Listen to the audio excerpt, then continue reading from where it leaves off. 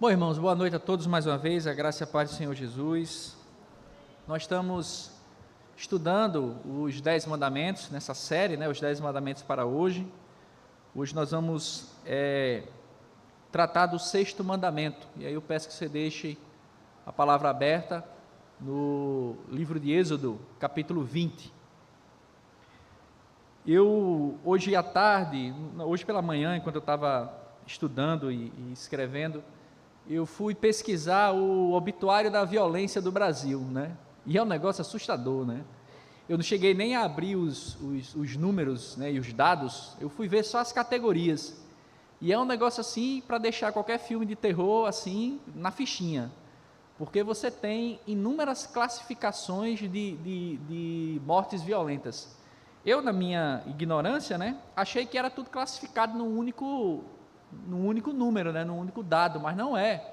Você tem um monte de peculiaridades dos tipos de assassinatos que acontecem, Assassinato por arma de fogo, assassinato por uso de arma branca, e você tem as várias classificações assim das mais absurdas, E isso só levanta um único ponto para a gente aqui, Levanta o fato de que a vida humana ela tem sido banalizada. A vida humana tem sido tratada como coisa sem valor, E isso mostra para nós, a partir do que o texto bíblico apresenta para nós, isso mostra que nós estamos muito distantes da proposta que Deus tem para a vida humana, daquilo que Deus planejou, daquilo que Ele criou, da forma pela qual Ele nos criou, o que Ele nos chamou para ser. A gente tem caminhado por caminhos totalmente dispersos e distantes daquilo que o Senhor tem planejado para nós. O 6º mandamento, portanto, meus irmãos, ele nos lembra que a vida ela é sagrada, e é sobre esse mandamento que nós vamos falar hoje. Sei que a hora está um pouquinho avançada, mas eu peço um pouquinho de paciência aos irmãos para esse tempo. Vamos ler apenas o verso 13, Um verso bem curto. Êxodo capítulo 20, verso 13, diz assim: não mate. A gente está lendo aqui na nossa versão, a Nova Almeida atualizada, que é a versão que a igreja tem utilizado, Não mate. Vamos orar? Eu sempre penso assim, Os pequenos versos assim são os mais difíceis de serem estudados, e os que têm, assim, via de regra, são mais desafiadores. Obrigado.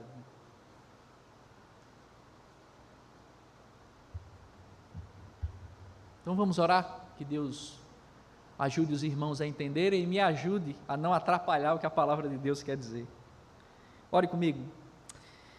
Senhor Jesus, mais uma vez nós nos achegamos diante do trono da Tua graça. Ó Deus, obrigado por participar da mesa do Senhor, mas mais uma vez chegamos diante da Tua mesa, famintos pela Tua palavra. Pedimos em nome de Jesus que o Senhor possa falar ao nosso coração, mudar os nossos pensamentos e as nossas ações, para que a nossa vida, ó Deus, demonstre a preciosidade que ela é, porque foi dada pelo Senhor, e que o Senhor fale profundamente ao coração da Tua igreja. Assim nós oramos, que o Senhor me dê graça, me dê sabedoria e capacidade, que o Senhor me sustente e me conduza no ensino da Tua palavra, para que as palavras da minha boca, a meditação do meu coração, sejam agradáveis a Ti, Senhor, minha rocha e meu resgatador. Assim nós oramos em nome de Cristo Jesus. Amém. Irmãos, os 10 mandamentos são, portanto, a lei do Senhor, dada ao seu povo para que ele vivesse de acordo com a sua vontade. A gente poderia, esse é o resumo básico do que significa a lei de Deus. A lei de Deus é isso, é como Deus quer que você viva para Ele. Aqui especificamente no Antigo Testamento, ela foi entregue ao povo de Israel por meio de Moisés, que foi aquele homem que Deus usou para libertar o povo de Israel da terra do Egito, depois de 430 anos de escravidão. Eles caminharam 3 meses, atravessaram o Mar Vermelho, pararam ali nas Campinas, ou seja, ali no pé do Monte Sinai, e ali Deus conversava com Moisés, desceu ali naquele monte, a glória dele apareceu ali, e ali foi dada a lei do Senhor. Como os irmãos já sabem, eu já tenho falado aqui, hoje é o sexto sermão nessa série. Ali provavelmente, segundo os estudiosos, você teve ali Gênesis, Êxodo, Levítico e uma parte de Números sendo ensinada, sendo escritos, né, por Moisés e ensinado ao povo. Depois eles caminham, entram no deserto, né, caminham por mais 40 anos, param ali nas campinas de Moabe, e aí você tem o finalzinho de Números e a repetição da lei, que é Deuteronômio. E aí fecha ali os 5 livros escritos por Moisés. A lei do Senhor, portanto, ela é a ética que daria ao povo de Israel a sua identidade e a sua identificação. O povo de Israel seria conhecido pela obediência à lei do Senhor, e a obediência à lei do Senhor identificaria esse povo com o Deus a quem eles estavam servindo. Então, a lei ela é imprescindível. Também já comentei, a lei ela é dividida em 2 partes para que melhor a gente compreenda. A primeira parte, ou a primeira tábua, né, é como nós podemos amar a Deus, primeiro ao 4º mandamento, né, não terás outros deuses além de mim, não farás para ti imagem de escultura, não use o nome do Senhor teu Deus em vão, e separe um dia para o santificar. E aí nós temos a segunda tábua, que responde à pergunta como nós amamos ao próximo, e aí vai do 5º mandamento até o 10º, né? Nós vimos já o 5º mandamento, que é honra teu pai e tua mãe, que apresenta para nós a ideia de que honrar pai e mãe significa nada mais, nada menos do que obedecer à lei do Senhor ensinada pelos pais aos filhos. Essa obediência à lei do Senhor ensinada pelos pais é o que traria honra a Deus em primeiro lugar e depois aos pais mediante aquilo que eles ensinaram a seus filhos. E hoje nós vamos falar desse 6º mandamento, que alguns teólogos ou estudiosos gostam de usar ele como uma forma de, como é que eu posso dizer, uma forma de dizer que nós não podemos punir o erro, nós não podemos exercer justiça, né, no sentido de punir o indivíduo que cometeu o crime. Eles gostam de usar esse mandamento aqui, né? Olha, você não pode matar. Mas, assim como o 5º mandamento, que necessita uma explicação, já que a gente entende que honrar pai e mãe não é, de forma alguma, obedecer a tudo que os pais falam, porque às vezes os pais erram e pecam, né? E pensando num sentido mais amplo, um pai que não conhece ao Senhor, não se submete à lei de Deus, então você não tem que obedecer. Não é que os pais eles estão acima da lei de Deus, mas nós devemos nos submeter aos pais na medida que os nossos pais se submetem à lei de Deus, porque acima dos nossos pais está a lei de Deus, está o próprio Deus. Então, nesse sentido, honrar pai não é nada mais, nada menos do que nós obedecermos aquilo que nós fomos instruídos pelo Senhor por meio do ensino dos nossos pais. Esse mandamento também, ele demanda da gente uma explicação mais detalhada para que a gente entenda o que o mandamento significa e que a gente consiga aplicar ele nas nossas vidas hoje, né? Aí eu acho que você está dizendo assim, eu nunca matei ninguém. Calma lá, a gente vai ver aqui como o mandamento ele se desdobra ao longo do texto bíblico aqui. Para nossa reflexão, a gente vai usar aquelas 2 perguntas que têm nos ajudado aqui a entender os 10 mandamentos. A primeira pergunta é qual é o 6º mandamento, e a segunda pergunta é o que significa o 6º mandamento, certo?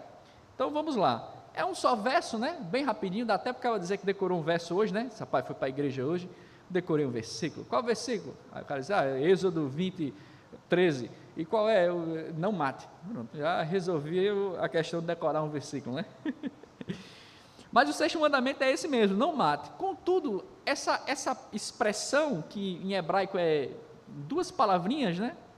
Ela é uma cláusula geral que aponta para a vida como sagrada, né? Ou seja, a sacralidade da vida.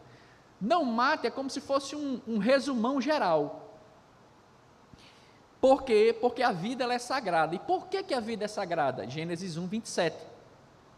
Porque nós fomos feitos à imagem e semelhança do nosso Criador. Por isso que a vida é sagrada, né?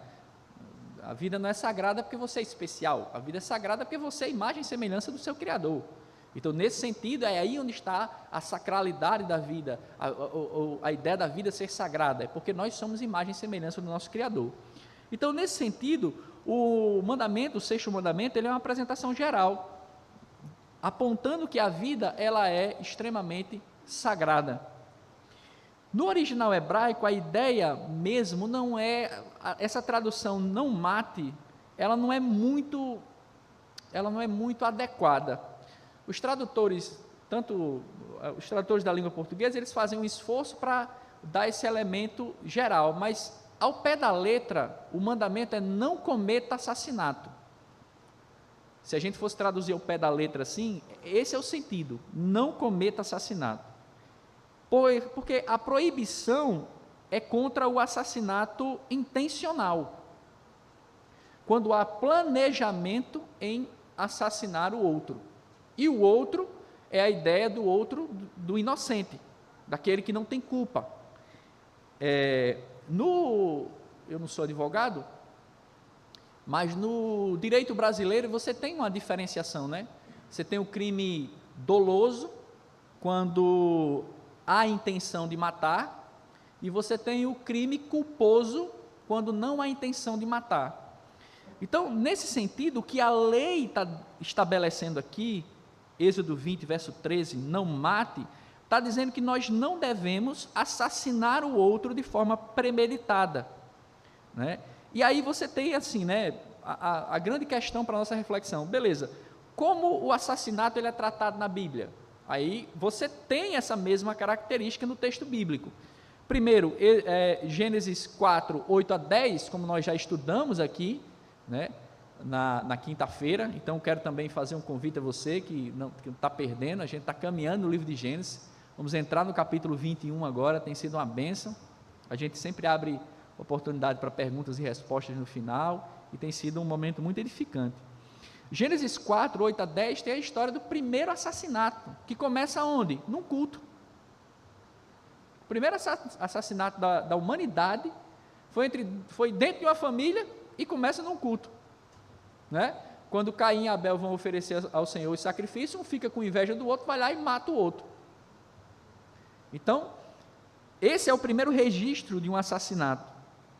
E aí somente em Gênesis 9, 6, é quando Deus vai estabelecer a vida humana como sendo sagrada, porque ela reflete a imagem de seu Criador. Quando Deus diz assim, se o homem derramar o sangue, o homem o derramará também, né? A ideia de que aquele que derramou o sangue, e aí entendam o sangue do inocente, ao exemplo de Caim e Abel, aquele que derramou o sangue, ele será também morto, ele será punido com a morte, porque ele derramou o sangue de alguém que era inocente. O assassinato com intenção, ou seja, na lei brasileira, né, com dolo, ele é terminantemente proibido e passível de morte. Então, todo aquele que cometesse um crime de assassinato contra um inocente, a lei de Deus, em Números 35, versos 16 a 18, ele deveria ser morto também. E tem um detalhe muito interessante, Números está onde?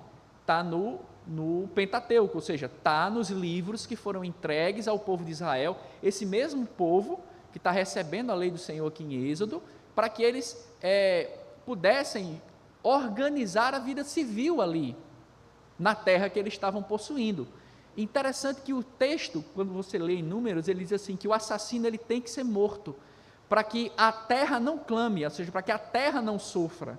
A ideia do texto é que se o assassinato, que é um crime terrível, de um inocente, de alguém que não teve culpa e morreu, foi assassinado de forma premeditada e planejada, se esse assassinato não fosse punido, a terra é quem sofreria, o povo é quem sofreria, porque um inocente foi morto nesse contexto.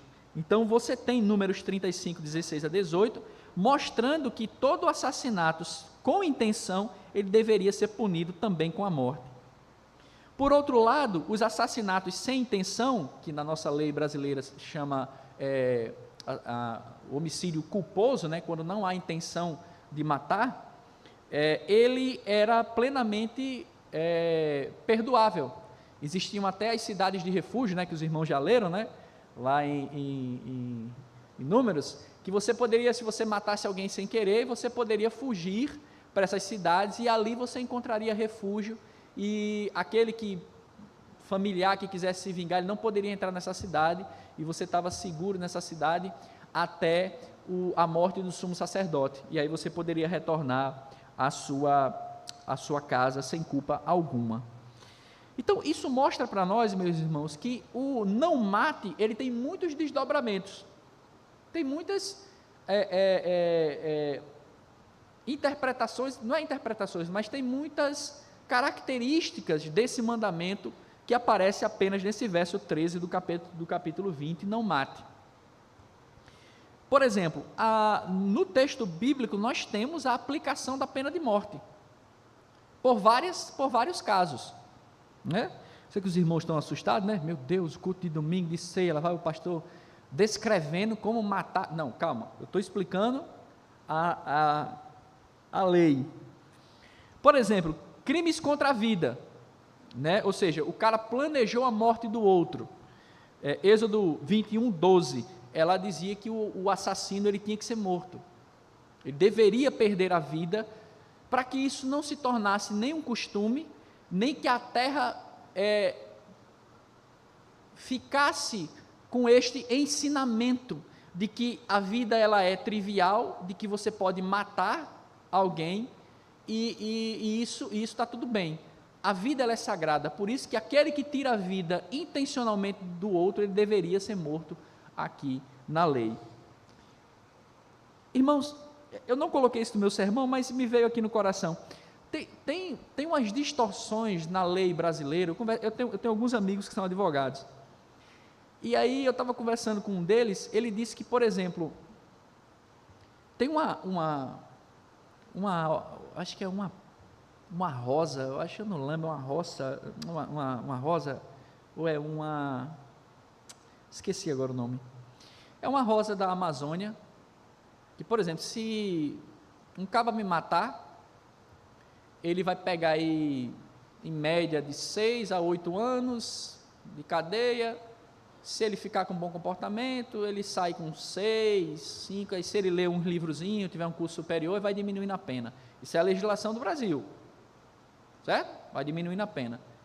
Se você pisar nessa rosa, é 16 anos de cadeia, e a multa é mais de 20 mil reais. Não é hortaliça, como é que chama? Aquelas plantas bem chique, orquídea, obrigado, pronto, é uma orquídea. Se você pisou nela, meu amigão, 16 anos de cadeia e mais de 20 mil reais. Isso mostra para a gente como a vida ela é tratada na lei brasileira. Ou seja, uma orquídea, uma planta, ela é mais importante do que uma vida humana. Então, ler um mandamento desse, os irmãos às vezes se assustam, porque nós já estamos tão acostumados pela mídia, pelas redes sociais, pela televisão, que a gente nem mais se assusta com o negócio. Mas isso deveria causar um estranhamento em todo mundo. Como é que eu pisar numa orquídea, eu pego 16 anos de cadeia e pago mais de 20 mil reais de multa, e se eu tirar a vida de uma pessoa, intencionalmente eu pego 8 anos, se eu fiz curso superior, diminui mais um pouquinho, se eu ler um livro na cadeia, diminui mais ainda. Ou seja, a vida ela deixou de ser sagrada, a vida ela deixou de ser importante. Então, quando você tem um mandamento desse, que diz assim, Êxodo 21:12, que o assassino que tirou a vida de um inocente, ele tem que pagar com a vida dele, aí os universitários, né, passei muito tempo na universidade, os universitários dizem, meu Deus, que lei absurda, como é que pode você seguir um Deus tão carrasco quanto esse? O cara só matou o outro com 50 facadas, ele merece ficar só 6 anos preso, né? Mas aí esse mesmo cara que defende o assassino, ele vai dizer para o cara que pisou na orquídea, meu Deus, não não acredita em Deus, né? Ele vai dizer, sei lá, pisou na orquídea, tem que morrer esse miserável na cadeia. Então, isso nos mostra, isso deve causar em nós uma santa indignação. Isso eu não estou dizendo, pelo amor de Deus, que vocês devem sair pisando nas orquídeas não, tá, gente? Minha mãe sempre gostou dessas plantas, a casa da minha mãe parece uma floresta. Você entra, né? Eu não estou dizendo que é para fazer isso, mas eu só estou comparando, eu estou pondo em realço aquilo que eu estou realçando aquilo que o mandamento está dizendo. Não mate. A vida, ela é o bem mais precioso que Deus nos deu. E por que Ele nos deu? Aí eu vou mexendo, eu estou só falando coisa que eu não botei no sermão. Perdoe, irmãos, mas me vem na mente. Nada contra cachorro, né? Tirando o cachorro que mordeu minha filha aqui. Nada contra o cachorro. Mas assim, tem gente que... Eu já vi isso em debates na universidade. Eu já vi isso, eu presenciei isso na universidade. O camarada chamando o cachorro de filho, abraçando o cachorro, meu filho para cá, meu filho para lá. E aí é a mesma pessoa que beija o cachorro fedendo, o cara beijando o cachorro. É o mesmo cara que defende, a mulher que defende o cachorro é a mesma que é a favor do aborto. E o aborto é uma atrocidade. Isso mostra para a gente que a nossa sociedade ela está apodrecida e doente. A gente não consegue mais ver a diferença da sacralidade da vida, que é a imagem, que é dom de Deus, é a imagem e semelhança do Criador, de um animal. Eu não estou dizendo que também é para matar animal, entendeu? Mas o ponto para a gente é que isso não deve nos assustar. Porque talvez na minha e na nossa mente, que a gente está acostumado com a mídia, como o Mateus bem colocou aqui, né, a gente está acostumado com o político lá abraçando o cachorro, beijando o cachorro na campanha, cuide do cachorro, proteja o cachorro, ame seu gato, cuide dos peixes, tudo bem, faça tudo isso, mas esse animal, à luz das Escrituras, ele está abaixo de você, porque nenhum animal recebeu essa qualificação, essa designação de ser imagem e semelhança do Criador. Somente nós somos imagem e semelhança do Criador. Então, portanto, a sacralidade da vida do ser humano, ela é absoluta por causa do Deus que deu a vida. Então, esse mandamento, essa lei aqui, que os crimes contra a vida, ou seja, o assassinato premeditado, ele deveria ser punido com a morte, isso lembrava ao povo de Israel que a vida era preciosíssima. E lembra, eles saíram do Egito. Um faraó, ele poderia olhar para qualquer pessoa e matar. O faraó que escravizou o povo de Israel, que não é o mesmo faraó da época de José do Egito, é um outro faraó. Esse faraó simplesmente, quando ele viu que o número de escravos estava sendo superior aos dos cidadãos egípcios, ele mandou matar todos os homens.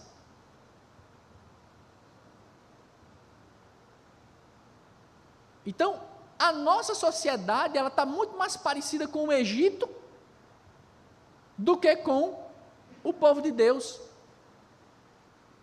Isso eu não quero nem assustar os irmãos, porque quando você quer passar uns 3 dias sem dormir, vá ver os índices de aborto no mundo, aí você passa mal, né? Só nos Estados Unidos, na década de 70, que foi quando foi aprovado em alguns estados, você teve, parece que em todos os estados que foram aprovados, só no ano 70, né? Você teve 500 mil abortos, 500 mil, 500 mil vidas humanas foram mortas no primeiro ano. No segundo ano, passou de 1 milhão. Na década de 80, entre 80 e 90, os índices bateram 2 milhões, isso por ano. Por ano. Então, se a gente fizer a conta direito, pegar o lápis, isso continua, tá, gente? No Brasil, eu estava vendo hoje, né? No Brasil, ano passado, autorizado pelo governo, você teve 1.300 e poucos abortos autorizados no Brasil. Ano passado. Esse ano já vai em 2.600 e pouco. Os são dados oficiais, tá? Você consegue acessar isso, você vai lá pela plataforma do governo, você consegue ver isso. Então, isso demonstra para a gente que uma orquídea e que um cachorro, ele é mais importante do que o ser humano. Mas na lei de Deus, não. Quem tirar a vida de um inocente deve ser punido com a morte, porque ele tirou a vida de um inocente. Ele tirou a vida daquele que é a imagem e semelhança do seu Criador. Continuando. Como é que era aplicada a pena de morte? Então, para crimes contra a vida, já falei, Êxodo 21, verso 12. Crimes contra a família, né? Ou seja, contra os pais, verso 21, 15, Êxodo 21, verso 15 e 17. Por exemplo, se o filho batesse no pai, se o filho xingasse o pai, se o filho desrespeitasse o pai, qual era a pena dele? A morte. Por quê? Porque a ideia do texto bíblico é o seguinte: se você não respeita o seu pai que lhe criou, como é que você vai respeitar o Deus que você está dizendo que ama? Você não merece viver, você tem que morrer. Porque você vai desrespeitar o seu pai, você vai desrespeitar o seu professor, você vai desrespeitar o seu líder, né? Débora, minha esposa, teve uma amiga aqui em Natal, que um menino de 9 anos de idade, ela estava dando aula ela é professora de educação física, estava dando aula no pátio, o menino muito mal educado, foi passar na fila, ela disse, não, você não vai passar na fila, volte para trás. O menino saiu, o menino acho que tinha 9 ou era 12 anos, uma coisa assim. O menino saiu, foi lá na bolsa dele, pegou uma faca, deu uma facada na menina, né? Pegou aqui, graças a Deus, pegou aqui na costela, cortou, mas não entrou. Então, isso nos mostra o adoecimento da nossa sociedade. O ponto aqui é o seguinte: se o cara não respeita pai e mãe, ele vai respeitar o professor? Então, o ponto aqui, isso, entendam, irmãos, isso aqui é para a formação do povo de Israel. Esse povo era escravo, e agora Deus está dando a lei pela qual eles deveriam reger a vida. Por isso que a família e os crimes contra a família deveriam ser punidos com a pena de morte. Crimes religiosos, Levítico 20, verso 2 e capítulo 27. Ou seja, dentro do povo de Israel, não é que o povo de Israel ia sair destruindo, mas dentro do povo de Israel, o povo de Israel era proibido adorar outros deuses, fazer feitiçaria ou qualquer outra prática religiosa dentro do povo de Israel. Eles deveriam ser punidos também com a morte. Crimes sexuais, Levítico 20, verso 10 a 16. Tanto o adultério quanto o estupro. Dentro do povo de Israel, quem cometesse um dos dois seria punido com a morte. Aí você só vai entender aquele texto da mulher adúltera que é jogada aos pés de Jesus, se você entendeu a lei. Porque está tudo errado ali. Os fariseus não estavam querendo obedecer à lei, eles estavam querendo prender Jesus. Porque se eles fossem seguir a lei, Levítico 20, verso 10 a 16, quando você tem adultério, traição, os dois tinham que ser levados à presença do povo e os dois seriam mortos. Porque a ideia é, se você não consegue ser fiel à sua esposa, você não vai ser fiel ao Deus que você serve. Então, esse mau exemplo não pode estar na terra. E aí a pessoa era punida com a morte. Você tem também, Êxodo 22 e verso 2, a legítima defesa. Se você estava dentro da sua casa e um ladrão pulou lá de noite, né, o que a lei brasileira diz? Você tem que chegar para o ladrão, né, e dizer assim, boa noite, desculpe, a luz está apagada, o senhor poderia ter tropeçado, né, aqui no tamborete que eu deixei aqui em casa, mas eu não convidei Vossa Excelência a estar na minha casa, o senhor poderia sair da minha residência? Isso é o que a lei brasileira diz, né, que você tem que fazer com o ladrão. Mas a lei do Senhor dizia não, Se qualquer homem não convidado entrar na sua casa sem ser convidado, é direito seu matá-lo, porque você tem que proteger o que é mais precioso para você, que é o quê? A sua família. Então, eu trouxe esses vários exemplos para que vocês tenham um susto mesmo, de como a vida hoje ela é banalizada. E aí você tem, Deuteronômio 20, versos 16 a 17, as leis contra a guerra, né? Que Deus vai ali estabelecer aqueles povos que seriam exterminados por meio da guerra. Ou seja, meus irmãos, o mandamento é: não mate o inocente, pois este é a imagem e semelhança do seu Criador, conforme Gênesis 1, 26 e 27. Então, essa expressão, essa palavra não mate, apresentada para nós como o sexto mandamento, ela é, na verdade, uma fórmula geral que traz dentro de si várias camadas, ou várias formas de você entender esse não mate. Agora, vem a segunda parte. O que significa esse mandamento para nós hoje? Qual a implicação dele para a nossa vida? Vou até tomar água aqui agora. Os irmãos acharam que foi pesado agora. É porque os irmãos não ouviram o que Jesus de Nazaré falou sobre esse mandamento, né? Que o pessoal, normalmente a galera que não lê a Bíblia, né? E normalmente são repórteres e tal, então vão falar de textos como esse. Aí você, mas Jesus nunca falou de assassinato.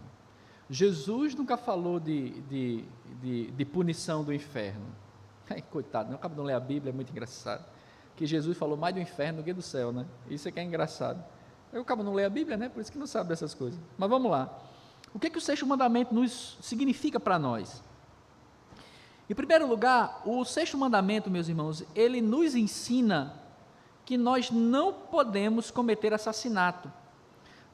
Em que sentido? Não mate o inocente. Por isso que, em primeiro lugar, nós somos contra o aborto. É interessante, eu sou professor de filosofia, e em filosofia, palavras são muito importantes. Porque quando você diz uma palavra, você carrega dentro dessa palavra toda uma significação.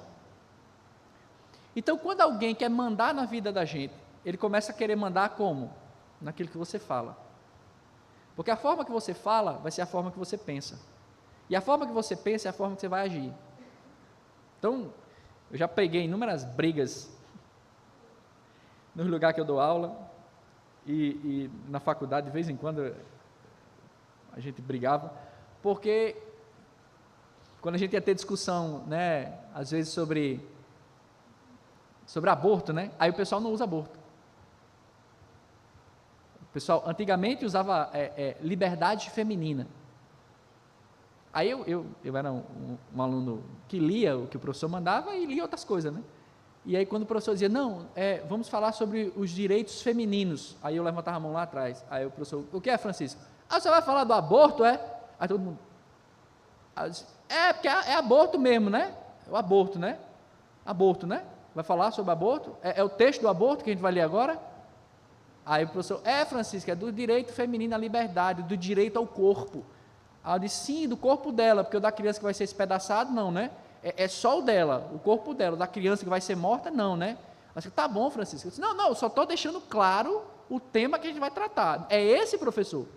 Aí o professor já estava quase me expulsando da sala. Mas é isso. Então, mudar palavras, na verdade, não é simplesmente mudar o seu jeito de falar, é mudar o seu jeito de pensar, o seu jeito de agir e o jeito de ver a realidade. Então, por exemplo, hoje, você sabe como é que é chamado? Você sabia que nos documentos oficiais do nosso governo não tem mais a palavra aborto? Ela foi retirada. Por quê? Segundo o IBGE, o Brasil ele é 86% da população, ela é considerada cristã, né? Juntando aí católicos, protestantes, espíritas, todo mundo aí. É considerado um país, é o país de maioria cristã. Então o governo, antevendo isso, olha, eu estou num país que maioria é cristã, vou botar a palavra aborto? Não vou. Aí o governo pensou, e disse, meu Deus, como é que eu vou? Meu Deus não, o governo não acredita em Deus, né? Pensou, qual é o termo que eu vou usar? Aí, ó que coisa linda. Nos documentos oficiais está assim, direitos reprodutivos. Você sabia disso? Essa é a nomenclatura. Todos os documentos oficiais. Direitos reprodutivos. Aí, se você... Eu não sou tão inteligente, mas eu estudei com a professora Maria da Paz, minha professora de lógica, mulher extremamente inteligente. Aí, a gente pensa assim, peraí, direito reprodutivo, se você analisar os dois conceitos, né, direito, ou seja, uma garantia, reprodutivo, ou seja, de ter filho. Então, direito reprodutivo deveria ser o quê? Um estímulo aos casais terem filhos, né? Só que dentro dos documentos oficiais da nossa legislação, é a possibilidade legal e jurídica da mãe matar o filho no ventre. Então, cuidado, quando vai aparecer muito agora, né? A gente vai começar as campanhas, agora acho que a partir de julho, não é isso? Que começa as campanhas oficiais. Então, vai aparecer muito dos candidatos aí dizendo assim, olhe, nós estamos defendendo os direitos reprodutivos. Aí, pode seguir meu exemplo, viu, Ed? Quando o cabo falar assim, direito reprodutivo, vai dizer, o aborto? Matar o bebê? É isso que você está dizendo? E aí, não é isso que estamos dizendo. É o direito reprodutivo. Mas é isso. Então, o primeiro significado do mandamento nos coloca como servos do Senhor Jesus, como discípulos do Senhor, contrários a qualquer manifestação, ou a qualquer demonstração, tentativa, explicação, ou qualquer forma de aborto. Porque o aborto, ele é um assassinato de um inocente. E se tem coisas que Deus fica assim, brabo, uma delas é o inocente ser punido. Tem até uma passagem que eu gosto muito, salvo engano, está em Levítico, ou é em Deuteronômio, que Deus diz assim, deixa quando você for cobrar a dívida a uma pessoa, e você tomar a capa dela de manhã, para ver se ela vai lhe pagar, quando for no final da tarde, você vai lá e devolve a capa, para que ele não fique com frio e não ore a mim, porque se ele ficar com frio de noite e orar a mim, eu vou me levantar contra você, que pegou a capa dele. Ou seja, Deus, ele é um Deus que olha para os inocentes, Deus, ele é um Deus que olha para aqueles que sofrem. Então, nós somos completamente contra o aborto, porque é um assassinato premeditado. Em segundo lugar, a perspectiva que Jesus traz do sexto mandamento, ela nos dá o real significado. A pergunta que eu quero falar já para a gente caminhar para o final, é uma pergunta muito dura, mas é a pergunta para a nossa reflexão, né? Como eu mato uma pessoa? Essa é a pergunta que a gente tem que entender aqui para compreender a profundidade do sexto mandamento. Porque nós só achamos que, eu falei até agora de uma série de formas como o mandamento ele se desdobra no trato, na formação do povo de Israel ali. E as proibições, as punições contra a vida. Mas o Senhor Jesus, ele olha para dentro de nós, ele aponta para nós, e ele faz com que a gente olhe para o nosso próprio coração. Porque todo assassinato, ele não começa com o ato, ele não começa externo, ele começa aqui dentro. E nesse sentido, essa pergunta, como eu mato uma pessoa, ela é extremamente válida. Por quê? Mateus 5, 21 a 26 diz que eu mato uma pessoa quando eu fico irado contra o irmão e não busco resolver o problema. Você mata uma pessoa quando você tem tanta raiva dela que você não suporta olhar aquela pessoa. E você não se disponibiliza a pedir perdão e a se reconciliar. O que é que você fez? Você matou ela no seu coração. Você é um assassino. Deixa eu tomar cuidado aqui para não entregar ninguém. De uma igreja que eu frequentei há um tempo atrás, você tinha duas irmãs que se odiavam, mas tipo assim, se odiava assim, mas muito mesmo. Os irmãos não têm noção. Uma sentava numa ponta, quando, por exemplo, se ela fosse chegar na igreja, a irmã estivesse na porta, ela ficava esperando no estacionamento. E ela só entrava na igreja quando a outra saísse da porta. Se ela sentasse no lado direito, e a irmã sentasse no lado direito, ela levantava e sentava no lado esquerdo. Eu passei algum tempo nessa igreja, e no tempo que eu passei lá, essas irmãs nunca se reconciliaram, uma tinha ódio da outra. Então isso é o quê? Isso é um assassinato, você matou o irmão no seu coração.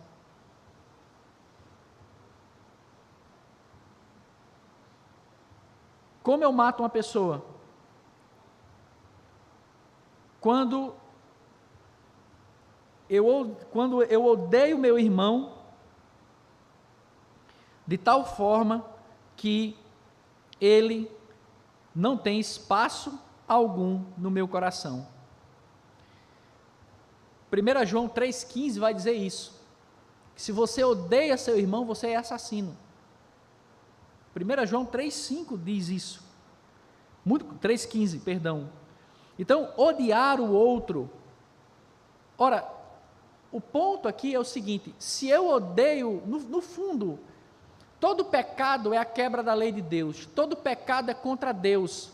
Então, o raciocínio bíblico apresentado pelo Senhor Jesus e pelos apóstolos no Novo Testamento é o mesmo. A ideia é a seguinte, irmãos, ora, eu tenho ódio de Deus, porque Ele fez esse cara que me fez raiva.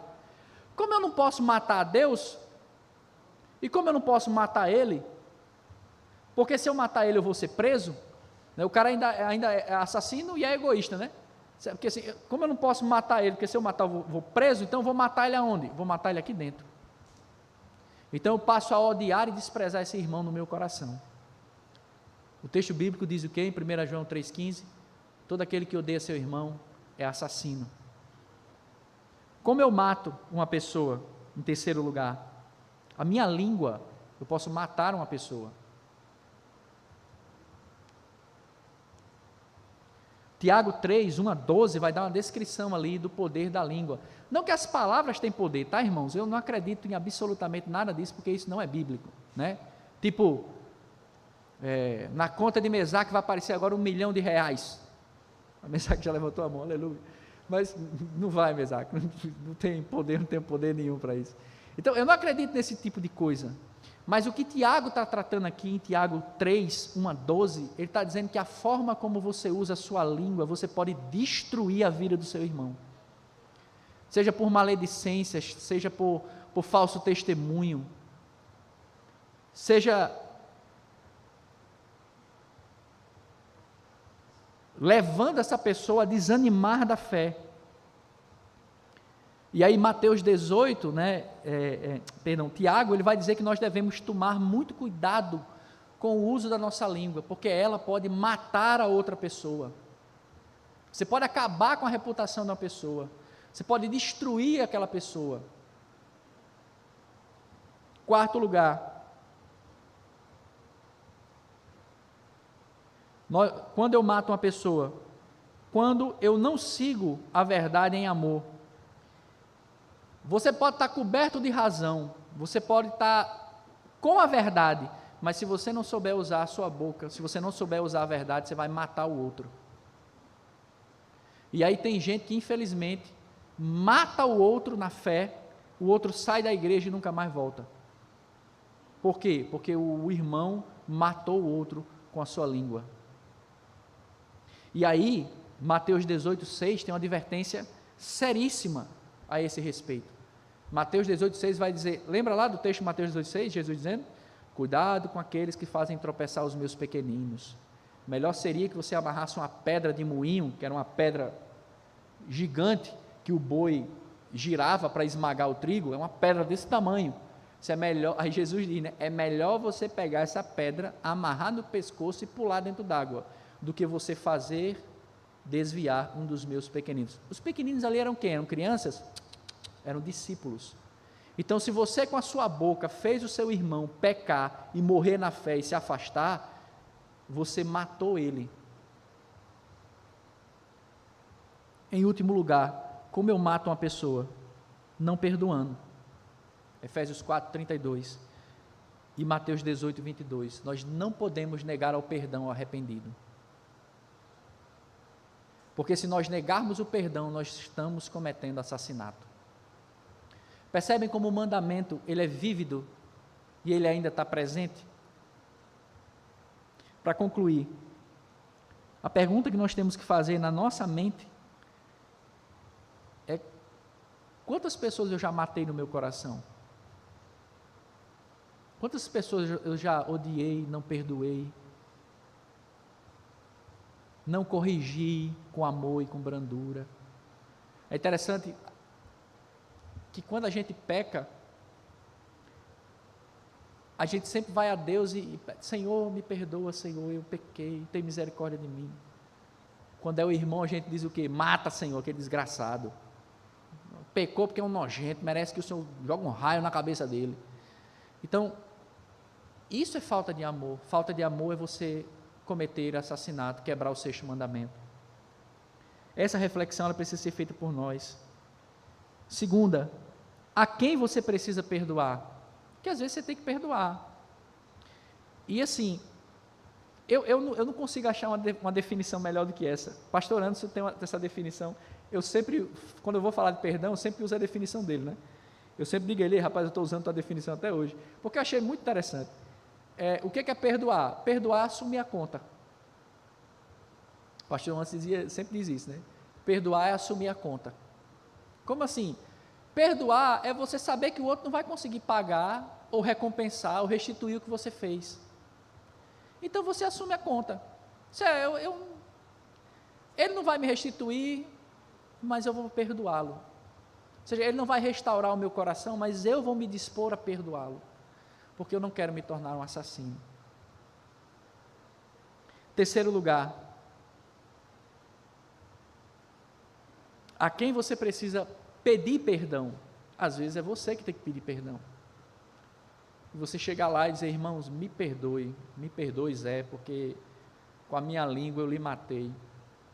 Eu usei minha língua como Satanás usou, e eu pequei contra você, me perdoe. Se você puder me perdoar, me perdoe. E às vezes você vai ter que ir lá perdoar. Para quê? Para que você não caia na condenação de Mateus 18. Você pega uma pedra de moinho e pule dentro d'água. Vá lá e a gente participou da mesa, né? Mateus 5 diz, se você tem alguma coisa, se você sabe que seu irmão tem alguma coisa contra você, ou seja, não é nem o cara que fez, né? É tu que sabe. Se você sabe que seu irmão tem alguma coisa contra você, deixa a sua oferta no altar, vá até ele se resolver, depois volte. Então, às vezes é você quem tem que ir pedir perdão. Em último lugar, aprenda a amar como Cristo lhe amou. Eu acho que esse é um ponto interessante. Não é, Senhor, eu queria que o Senhor me amasse igual o Senhor ama Ed. Eu queria que o Senhor me amasse igual o Senhor ama Andréia. Não. Eu quero aprender a amar, Senhor, do jeito que o Senhor me ama. Porque quando o Senhor olhou para mim, para os meus pecados, o Senhor morreu naquela cruz em meu lugar. O Senhor, mesmo sabendo de todos os meus pecados, é uma libélula. Tomara que ele não bata na minha cabeça. Fica aí, meu filho. Então, que Deus nos ajude, meus irmãos. Esse mandamento ele precisa ser revisto. A vida ela precisa ser considerada sagrada, porque ela é imagem e semelhança do nosso Criador. E nós precisamos aprender a perdoar, a amar, a pedir perdão. Nós precisamos abrir o nosso coração para os nossos irmãos. E nós temos que ser sinceros diante de Deus. Deus, ele conhece o nosso coração. Então, se você está com raiva do irmão, chegue para Deus, fale para Deus. Senhor, eu estou com tanta raiva de Mesaque, Senhor, que se eu pudesse eu dar um murro nele. Mas me ajude a perdoar. Eu quero aprender a perdoar. Eu sei que ele fez, ele não vai nem me pedir perdão, mas mesmo que ele não peça, eu já quero pedir perdão, Senhor. Me ajude a perdoar. Esse tem que ser o nosso exercício, meus irmãos. Porque João 13, o Senhor Jesus vai dizer que nós seremos reconhecidos como discípulos dele, quando nós nos amarmos uns aos outros. E amar uns aos outros começa com não mate no seu coração o seu irmão. Amém? Vamos orar?